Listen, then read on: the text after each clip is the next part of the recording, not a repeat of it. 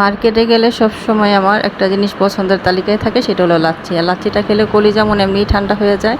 আর সেই কলিজা ঠান্ডা করায় লাচ্ছি রেসিপিটা আজকে তোমাদের সাথে একটু ভিন্নভাবে শেয়ার করব। তো আসসালামু আলাইকুম, welcome to my cooking channel. এখানে আমি মিষ্টি দই নিয়েছি, তোমরা চাইলে টক দই দিয়ে করতে পারো, কিন্তু আমার মিষ্টি দই দিয়ে লাচ্ছিটা বেশি ভালো লাগে। এখানে আমি 5 চামচ মিষ্টি দই একটা ব্লেন্ডারে দিয়ে দিচ্ছি, হ্যান্ড ব্লেন্ডারে, আর দিয়ে দিচ্ছি মিষ্টি।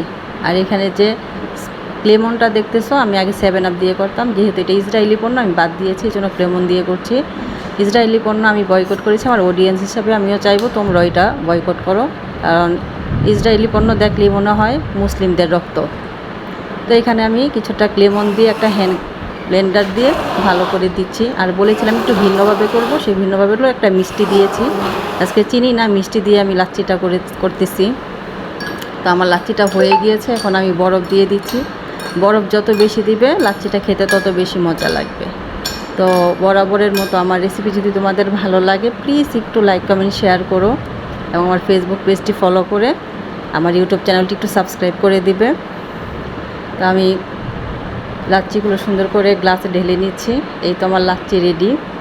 তো তোমরাও যদি আমার মতো এরকম মজাদার একটা লাচ্ছি খেতে চাও, তো চটপট তৈরি করে ফেলো।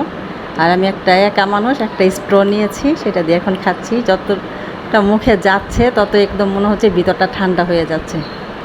তো তোমরাও মিস করো না, নিজেরাও খাও, পরিবারের সবাইকে খাওয়াবে। তো কেমন হলো আমার এই মিষ্টি দিয়ে নতুন রেসিপি লাচ্ছিটা, দয়া করে একটু কমেন্টস করে জানাবে। আর আমার জন্য একটু দোয়া করবে যেন তোমাদের নিত্য নতুন রেসিপি দিতে পারি, তোমাদের সাথে শেয়ার করতে পারি। তো আসসালামু আলাইকুম, আজকে এই পর্যন্তই, সবাই ভালো থেকো।